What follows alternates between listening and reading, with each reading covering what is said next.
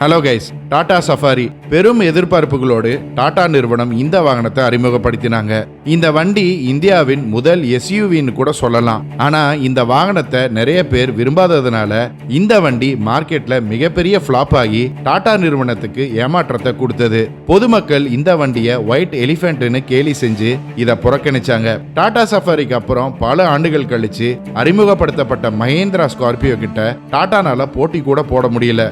சாதாரண road driving வாகனங்கள் சந்தையில டாடா சஃபாரி தோல்வி அடைஞ்சாலும் இந்திய ராணுவம் பட்டியலிட்ட 15 போட்டியாளர்கள் நிறுவனங்கள்ல டாடா சஃபாரி தான் இந்தியன் ஆர்மியோட முதல் சாய்ஸாக அமைஞ்சது. இந்த சாய்ஸுக்கான காரணம் என்ன?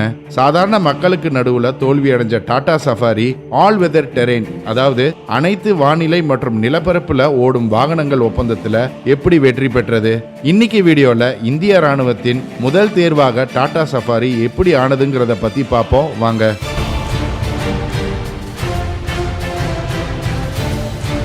இந்த வீடியோ ரொம்பவே சுவாரஸ்யமான விஷயங்களை சொல்ல போகுது. ஸோ இதை உங்கள் ஃப்ரெண்ட்ஸ் அண்ட் ஃபேமிலிக்கு மறக்காம ஷேர் பண்ணுங்க. புது வியூவர்ஸ் நம்ம சேனல் இன்னும் சப்ஸ்கிரைப் பண்ணலைன்னா இமீடியட்டாக சப்ஸ்கிரைப் பண்ணுங்க. பக்கத்திலே உள்ள பெல் ஐக்கனையும் ப்ரெஸ் பண்ணுங்க. அப்போதான் நம்ம போடுற புது வீடியோஸ் உங்களுக்கு நோட்டிஃபை ஆகும். டாடா வாகனங்களை பற்றி நான் பெருசாக அறிமுகப்படுத்த வேண்டியதில்லை. ஆனால் ஒரு காலத்தில் டாடா சஃபாரி அதோட போட்டியாளரான மஹேந்திரா ஸ்கார்பியோவை எதிர்த்து போட்டி போட முடியாமல் போனது உண்மைதான். அந்த நேரத்தில் டாடா சஃபாரி மற்றும் மஹேந்திரா ஸ்கார்பியோவுக்கு நடுவில் விற்பனை போட்டியும் இருந்தது.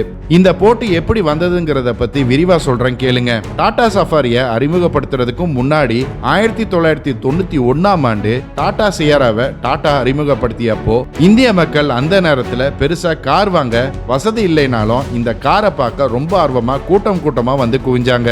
1994ஆம் ஆண்டு டாடா நிறுவனம் டாடா சுமோவை அறிமுகப்படுத்தினப்போ இந்த வாகனம் 10 இருக்கைகளை கொண்ட எஸ்யூவி காராக இருந்தது மற்றும் சாமானிய மக்களுக்காகவும் ராணுவத்துக்காகவும் தயாரிக்கப்பட்டது.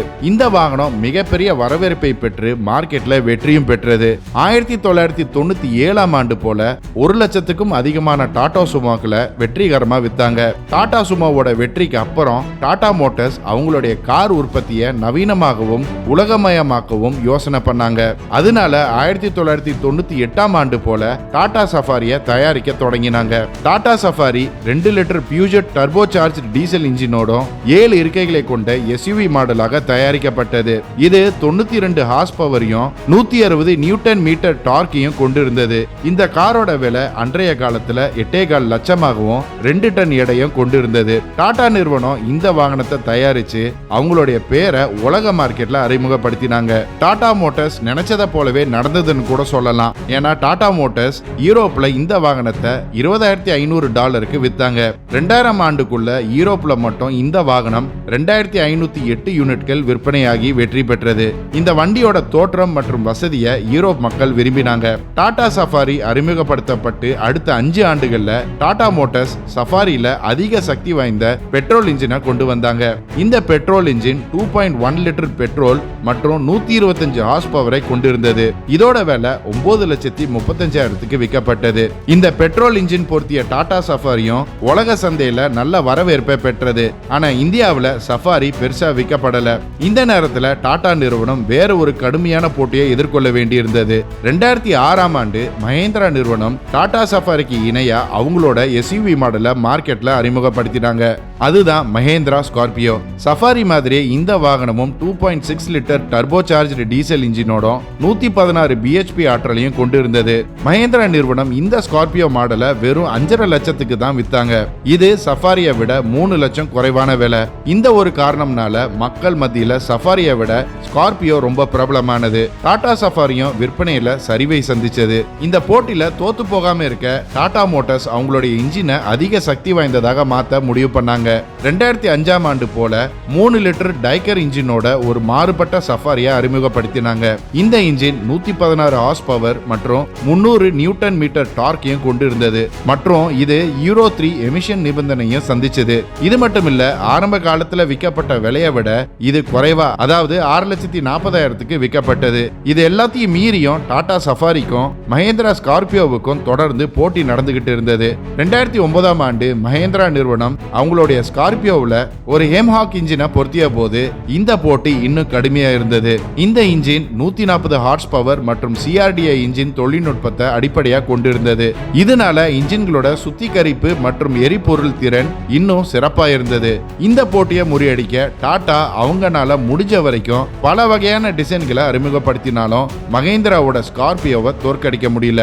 2011 இருந்து 2012 ஆண்டு நடந்த விற்பனை ரிப்போர்ட்டின் படி மகேந்திரா சுமார் 50,000 ஸ்கார்பியோகளை வித்தாங்க. அதுவே டாடா 16,400 சஃபாரியை தான் வித்தாங்க. இந்த போட்டியில டாடா அதிக டிசைன்களை மாத்தியும் ஏன் சஃபாரி பின்தங்கி நின்னுச்சுன்னு நீங்க யோசிக்கலாம். அதுக்கு காரணம் டாடா சஃபாரியோட இன்ஜினை மாத்தி சக்தி வாய்ந்த இன்ஜினை டாடா மோட்டார்ஸ் பொருத்தினாங்க. ஆனாலும் ஸ்கார்பியோ சஃபாரியை விட வேகத்துல முந்துச்சு. இன்னொரு காரணம் டாடா வாகனங்கள் மேல மக்கள் வச்சிருந்த நம்பிக்கை தன்மையும் குறைவா இருந்தது. ஏன்னா டாடாவோட எல்லா வாகனங்களிலும் உள்ள டிசைன்களும் ஃபீச்சர்ஸும் ஏறத்தாழ ஒரே மாதிரி தான் இருந்தது. இதனால மக்கள் டாடா சஃபாரி மேல பெருசா விருப்பப்படல. இந்த பிரச்சனையை சரி செய்ய டாடா இன்னொரு சஃபாரியை அறிமுகப்படுத்த முடிவு பண்ணாங்க.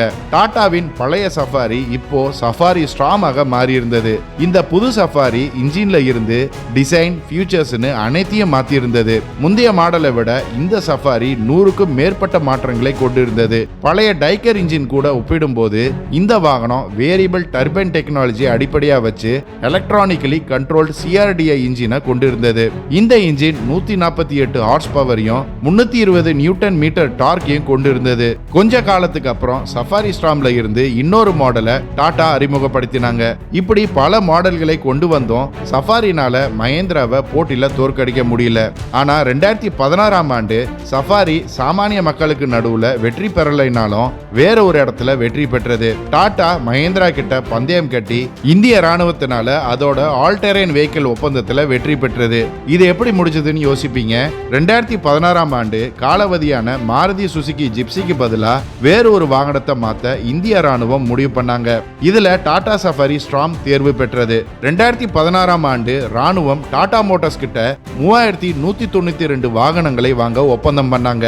இந்த ஒப்பந்தத்தை டாடா கூட சைன் பண்றதுக்கு முன்னாடி டாடா சஃபாரிய பனிப்பாதை, பாலைவனங்கள், கடுமையான காடுகள் முதல் கரடுமுரடான மலைப்பகுதின்னு எல்லா நிலப்பரப்பிலும் சோதனை செஞ்சாங்க. டாடா சஃபாரிய பத்தி இன்னும் குறிப்பிட்டு சொல்றதுக்கு முன்னாடி இந்திய ராணுவம் ஏன் மாருதி சுசுகி ஜிப்சிய மாத்த முடிவு பண்ணாங்கிற காரணத்தை ஷார்ட்டா சொல்றேன் கேளுங்க. இந்திய ராணுவம் ஜிப்சிய 1991 ஆண்டுல இருந்தே பயன்படுத்துறாங்க. ஜிப்சி அதிகபட்சமா 500 கிலோ எடையை மட்டுமே சுமந்து செல்ல முடியும். காலப்போக்கில் ராணுவத்தோட தொழில்நுட்பங்கள் முன்னேற்றத்தினால 800 கிலோ எடையுள்ள பேலோட ஏத்திக்கிட்டு போக வேண்டிய வாகனம் தேவைப்பட்டது. இதனால இந்திய ராணுவத்துக்கு ஜிப்சிக்கு பதிலா GS 800 வாகனத்தை வாங்க முடிவு பண்ணாங்க.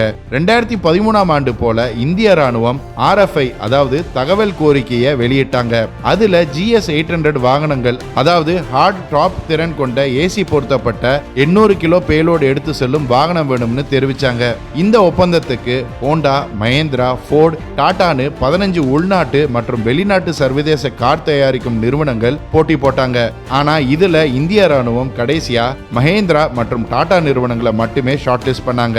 இந்த 2 வாகனங்களுமே மிகவும் கடினமான நிலப்பரப்புல மோசமான வானிலையில சோதனை செய்யப்பட்டது. அதாவது இந்தியாவில் இருக்கும் ஜம்ஷெட்பூர்ல வெப்பமான வானிலைக்காகவும், வடக்கு சிக்கிம் பகுதியில் குளிர்மையான காலநிலைக்காகவும், பூட்டான் இந்திய எல்லைக்கு பக்கத்துல இருக்கும் அசிமராவின் மழை காலத்துக்காகவும் இந்த இடங்கள் தேர்ந்தெடுக்கப்பட்டது. இந்த 2 வாகனங்களுமே இந்த சோதனையில தேர்ச்சி பெற்றது. இறுதியா ஒப்பந்த வேலைக்கு இந்த 2 நிறுவனங்களுமே அழைக்கப்பட்டது. குறைந்த வேலையை டாடா மோட்டார்ஸ் கொடுத்ததுனால இறுதியா டாடா மோட்டார்ஸ் இந்த ஒப்பந்தத்தை வென்றது. சரி, இந்திய ராணுவத்தோட இந்த புதிய டாடா சஃபாரி ஸ்ட்ராம்ல என்னெல்லாம் இருக்குன்னு உங்களுக்கு தெரியுமா? ராணுவ தேவைகளுக்கு ஏத்த மாதிரி சில மாற்றங்கள் இந்த சஃபாரியில செய்யப்பட்டிருக்கு. இந்த வாகனத்துல எந்த குரோமும் பயன்படுத்தப்படாம ராணுவத்தோட மேட் பச்சை வண்ணமே கொடுக்கப்பட்டிருக்கு. இந்த வாகனத்தோட பிளாஸ்டிக் பாகங்கள் கூட இதோட பாடி நிறத்துக்கு ஏத்த மாதிரி பச்சை வண்ணம் பூசப்பட்டிருக்கு. இதுல இருக்கும் ஃபுட்போர்ட் மற்றும் ரூஃப் ரெயில்ஸ் மட்டும் பச்சை வண்ணம் பூசப்படல. போர்க்காலத்துல இரவு நேரத்துல பயணிக்கும் போது வாகனத்தோட முன்பக்கமும் பின்பக்கமும் இருட்டுல தெரியாத மாதிரி கருப்பு விளக்குகள் பொருத்தப்பட்டிருக்கு. முன்னாடி மற்றும் பின்னாடி இருக்கும் பம்பர் லைட்ஸ்களிலும் கருப்பு விளக்கு பொருத்தப்பட்டிருக்கு. இந்த விளக்குகள் ஒரு ஹாரிசான்டல் பீம் ஒளியை மட்டுமே வெளிப்படுத்தும். ராணுவ வாகனங்கள் ரொம்ப உறுதியா இருக்கணும். அதனால இந்த வாகனத்துக்கு பின்னாடி மிச்ச வண்டிகளை இழுக்க ஒரு பென்டல் ஹூக், பானட்ல ஒரு ஆண்டனா மற்றும் முன்னாடி இருக்கும் பம்பர்ல ஸ்பாட் லைட்ஸ் பொருத்தப்பட்டிருக்கு. அதே மாதிரி டாடா சஃபாரியின் உள்புறத்துல சிறந்த தரமான அண்டர்பாடி பாதுகாப்பு சேர்க்கப்பட்டிருக்கு. உயர்ந்த கிரவுண்ட் கிளியரன்ஸ், 4 வீல் டிரைவ், மெதுவான சஸ்பென்ஷன் மற்றும் லேடர் ஆன் ஃப்ரேம் போன்றவையும் கொடுக்கப்பட்டிருக்கு. இந்திய ராணுவத்துக்கு கொடுக்கப்பட்ட டாடா சஃபாரியின் engine 2.2 litre 4 cylinder turbo charge engine. இது 154 ஹார்ஸ் பவரும் 400 நியூட்டன் மீட்டர் டார்க்கையும் கொண்டு இருக்கும். இந்த இன்ஜின் 6 ஸ்பீட் கியர் பாக்ஸை கொண்டு இருக்கு. மொத்தத்துல டாடா சஃபாரி இந்திய ராணுவத்துக்காக கச்சிதமா மாற்றி அமைக்கப்பட்டிருக்கு. டாடா சஃபாரி மஹேந்திராவை ரோட்ல வீழ்த்த முடியலைனாலும் இந்திய ராணுவத்தின் அங்கமாகி முன்னிலையில இப்போ இருக்கு. டாடா சஃபாரி ஸ்ட்ராம் இந்திய ராணுவத்துக்கும் எல்லைப்படை அதாவது BSF-க்கு மட்டும் சேவையில இல்ல, சீஷெல்ஸ் போலீஸ் போர்ஸும் இந்த வாகனத்தை தான் பயன்படுத்துறாங்க.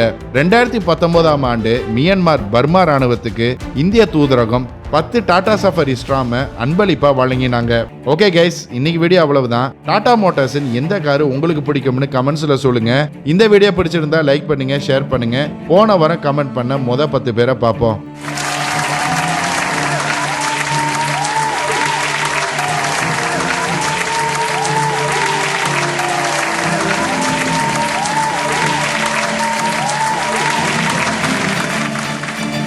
இன்னும் ஒரு இன்ட்ரெஸ்டிங்கான வீடியோவில் சந்திப்போம். மறக்காம நம்ம சேனலை சப்ஸ்கிரைப் பண்ணி உங்க ஆதரவு கொடுங்க. Until then, stay safe. Signing off. நன்றி.